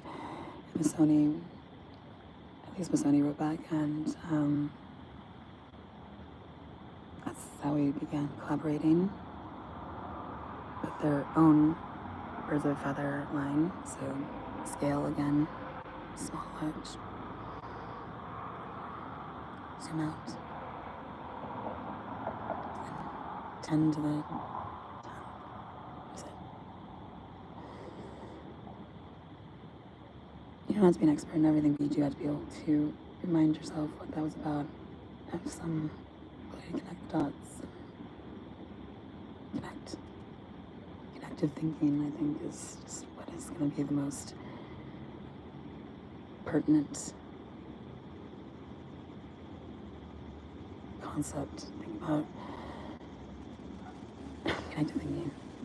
Or, as far as all these things go, quantum entanglement, what are the connections, what are the connective points, movements in time, all these points of movement, both in form and body and croquis, and that was the point of pulling it together, figuratively speaking. Go figure, the Isimiaki campaign of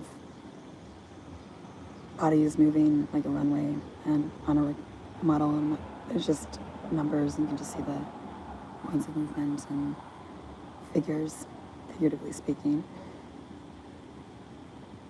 outline shapes and paint by numbers and all these conceptual ways of thinking of Van Gogh, and then how that ties in with everything Starry Night and just Night Dress, Starry Night Dress, King's Origins of the Universe, a eye socket or Inside Out Popeye, Dress Inside Out, a cupcake toy that I had when I was a kid. It was a cupcake, and then you flipped it out, and it was a doll with a little gathered pleated skirt, and bell tower, whatnot, born outside a jellyfish. Yeah, space-time.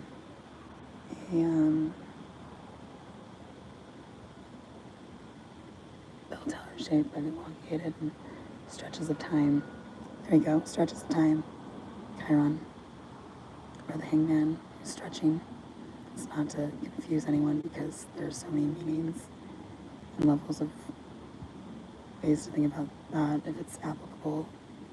But like I said, it's not going to be in every context the same thing. That's why there's different meanings, as I would think most people know. But in the same sense of a video being used multiple times in different playlist contexts, or a tube of paint and cadmium red be dispersed between multiple paintings and taking on different meaning and different form and different aesthetic visuals and reason for using it in space and location and all of it, but essentially being the same.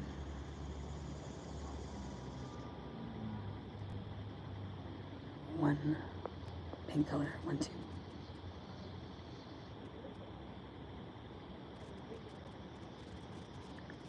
Hovering outside the lines.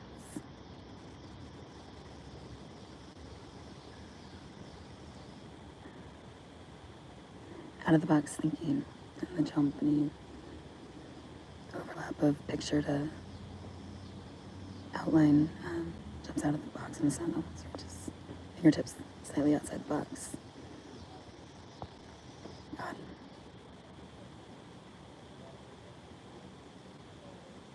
Touch faith.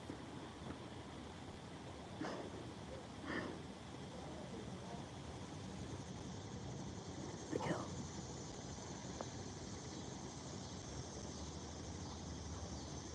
Grocery store. 1917. My family loved and dear. Grocery store, lost duped, but a zombie. It's the same old thing since 1917.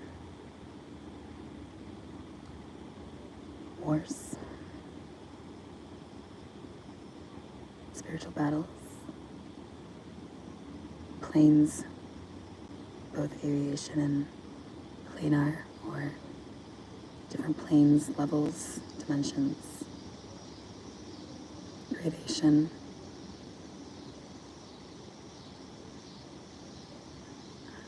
Collapsing or compactable, sounds weird now, or collapsible, bleachers,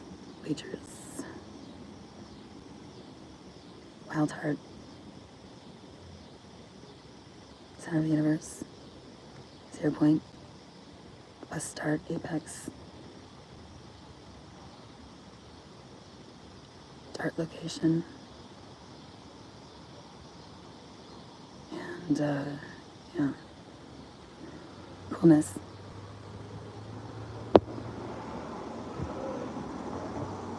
So,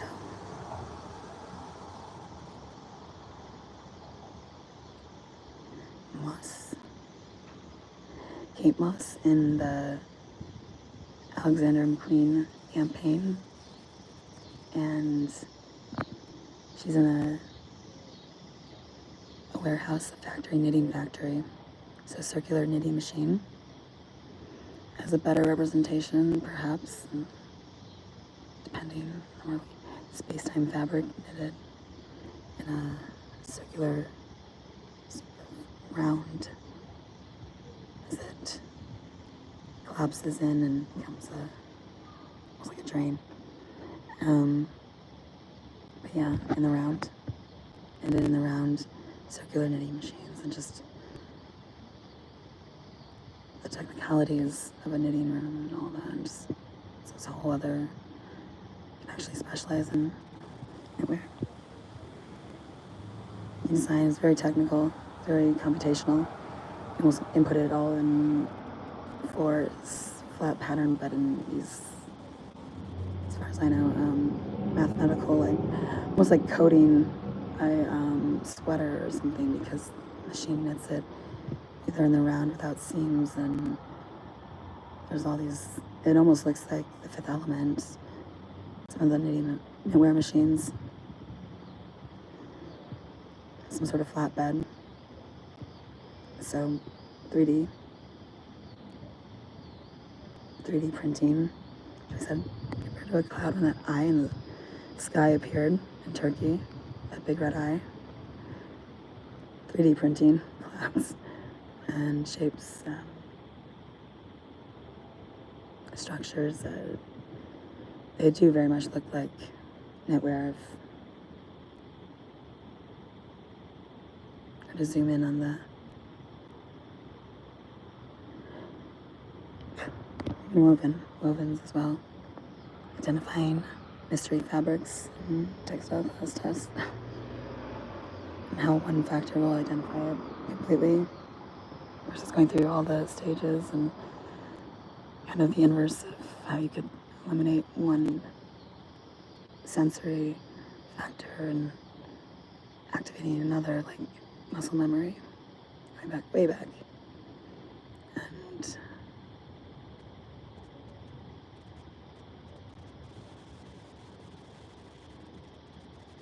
just dispersion of time. Cups, playing cups, shooting pool and playing cups. The pool balls being different planetary bodies. Think about the gods, how bored they'd be.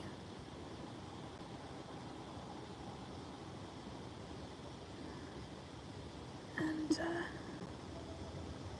an Anna Malik song, Cups, and different levels and how they produce different sounds and rim sounds, right? So you could like think of Universe Origins, Andy Warhol's Empty Soup Can, or Bell Tower Shape, or just a perhaps something like that. I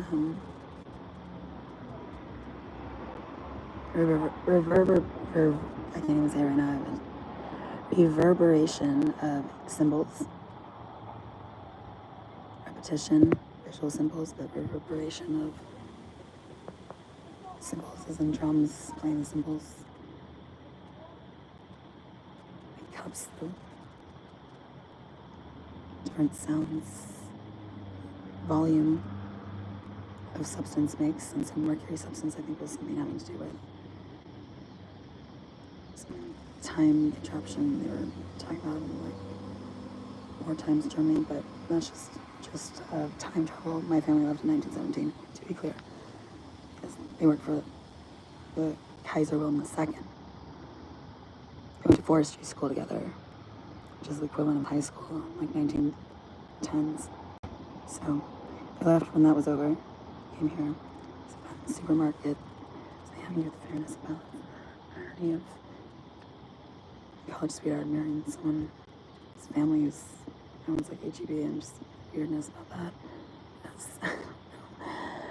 Try to find some sort of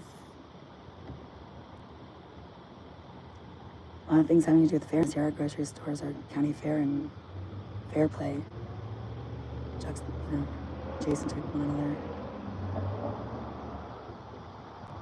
Corner of the universe. Fixed signs, fixed locations,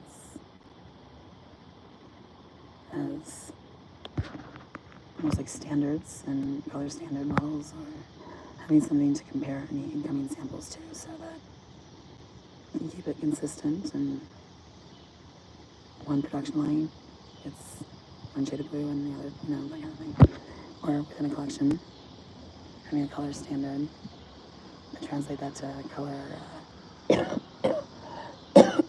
any standard model, which is how I compared the Barbie movie to standard model in particle physics to, well, she was stereotypical Barbie, so standard,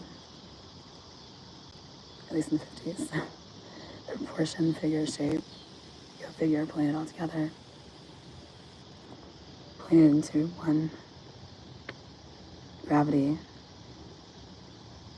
sucking in perhaps, or matter compactly in the wreath of time, in the mirror, the world card, intersection,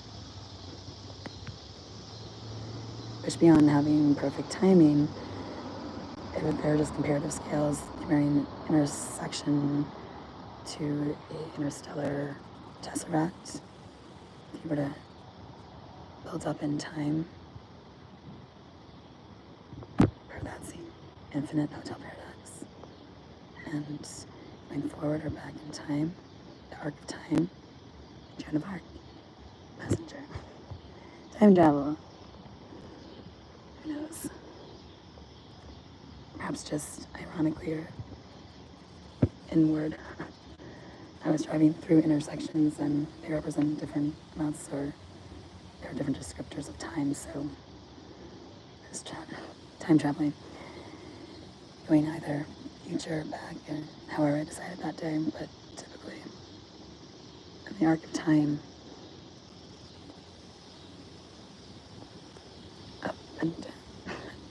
Expanse that are horizontal versus vertical axes, and symbolic meaning of the alchemical chart, and tilt axes, and chemscale, and DNA base pair,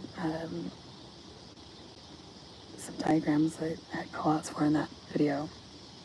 I've been the tilted stage of my birth chart, or tilted horizon, and then Taylor Swift's What You Made Me Do, I Don't Like Your Tilted Stage. 4 of Wands gonna be a stage.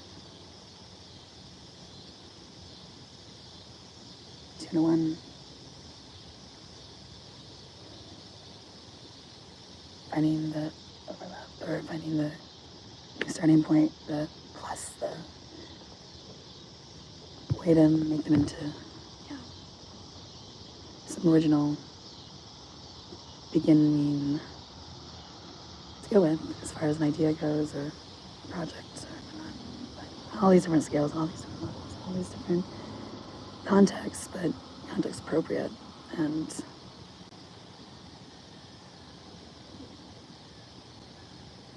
respect to the original concept or theory or whatnot.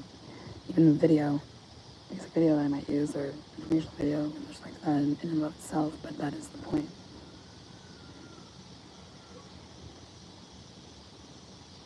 Zoom in, zoom out, levels, layers, a timeline, linear timeline, and then vignettes. Every video tells a story and interconnected stories, and how we each relate to that on a personal level, and how we can find connections, but to know the context and the original guide and points of movement and or like system terminology or artistic vocabulary of any individual artist, perhaps, in order to make sense of that. Because especially within complexity and a mall,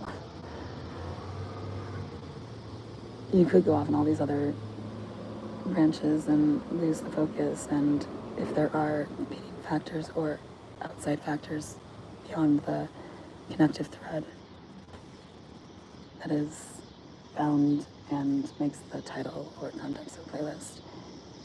And how you can appreciate a video repeatedly over and over that I might use as a medium, like a color of a paint, but for all these different reasons in a new context, but the consistent ones as well, and symbolism, the original, and in and of themselves as artistic masterpiece. That's pretty much what the world is, in the sense. We want to get like cheesy about it, but like we're all works in progress, and our lives are always improving, and our art's always evolving, and collectively that becomes an art movement, and that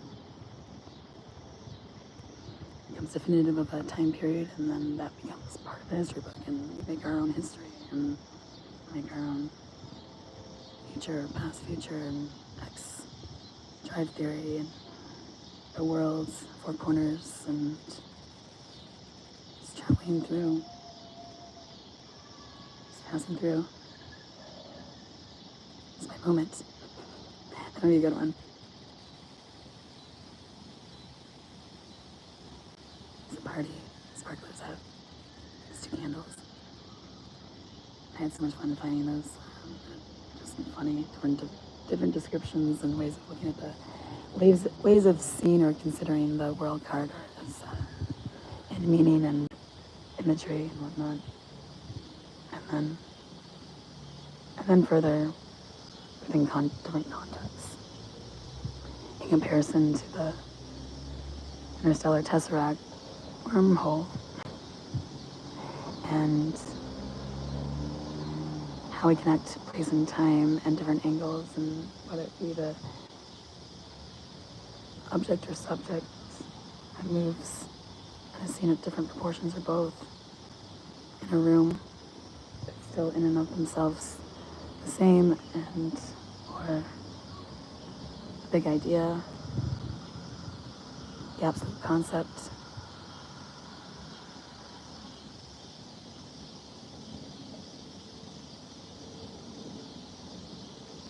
The ultimate expression in time.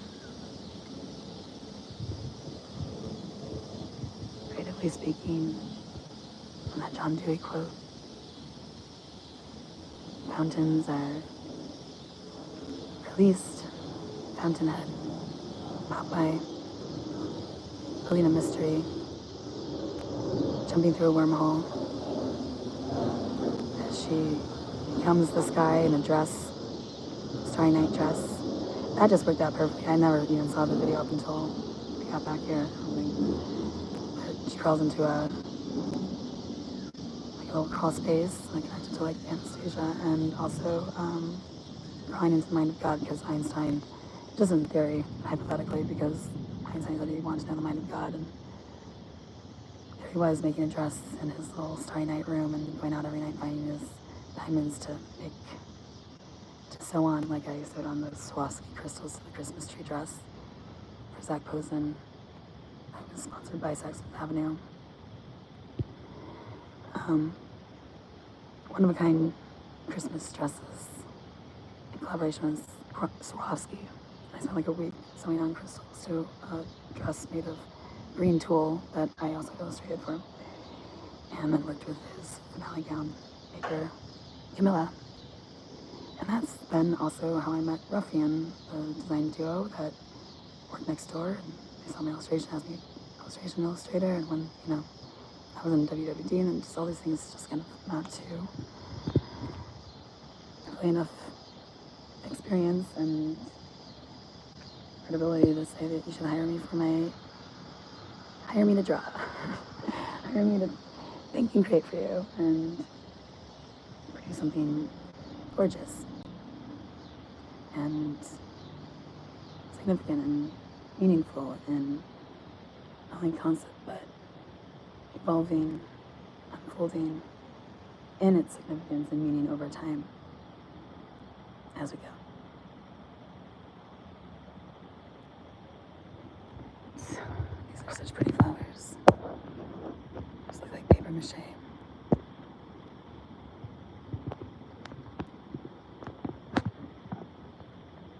Be cool. Hats.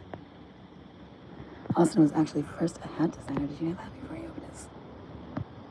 Yep, he designed the pillbox hat for Jackie Kennedy. She wore at Kennedy's inauguration. She's famous for. I was Holston.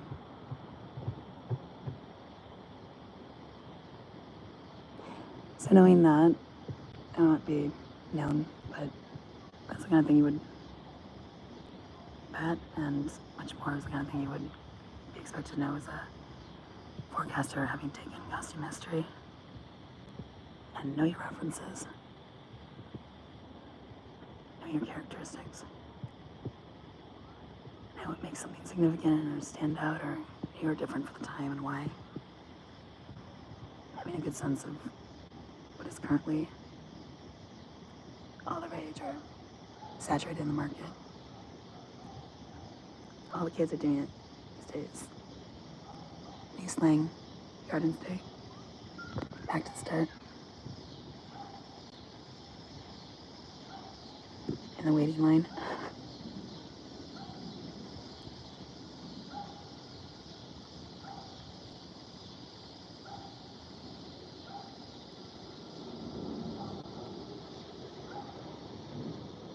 Or cut it.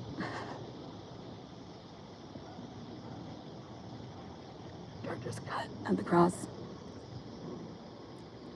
Mathematical diagrams is at the cross. Intersection. So.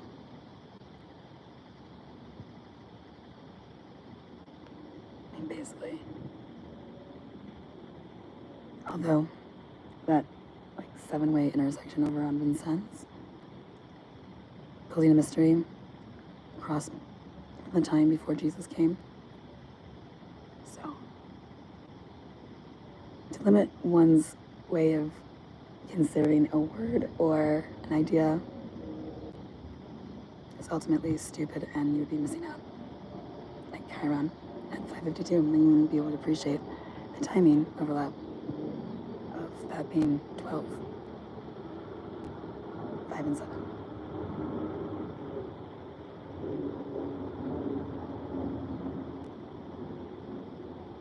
And how I illustrate that in my youthful impressions with 2 women and from different angles and a phone line being in Gemini. I think also Napoleon Bonaparte's mother. I think that's who it was I was drawing. The birdcage, and you can see her hair is just very similar to something that you can see in a video I watched. Well, you could if you knew what video I watched the other night with having to do with Napoleon Bonaparte.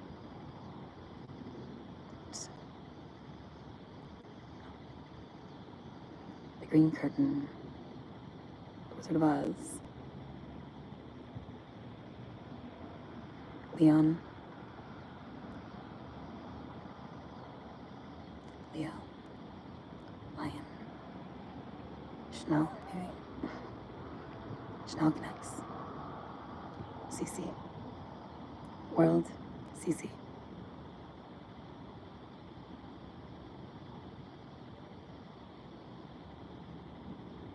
Also Caitlyn Carlisle. No joke. I want to see my birth certificate.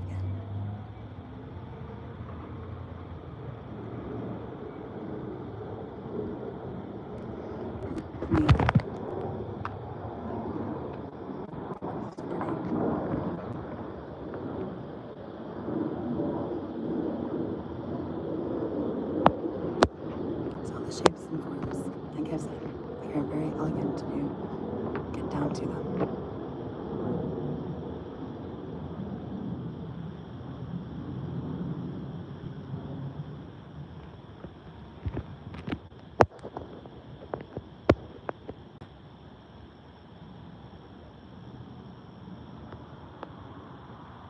So yeah, hanging gardens of Babylon. I don't want that to be, so that's another example of not getting confused with something having to do that word. Because that, you'd miss out. You'd miss out. You'd completely miss out on just appreciating it for not having to do with grammar. And just what it was in ancient city. They had all these baskets that are just abundant in plants, life, as you can see. And I have a picture in my youthful impressions, my mom picking me up, and we're looking at a basket that's suspended, I guess, from where we are, and she's telling me to smell the flowers. So it's showing me things to do like that.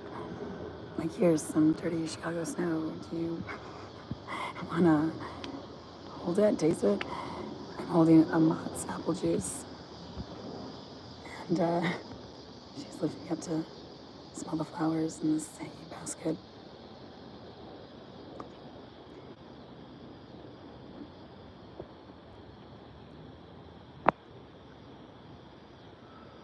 I want to look at videos about that, so I'm gonna go at 1:27:31. Just one. My 2 years, though. That was extended out and didn't change in pattern, so weird. I'll just stop there.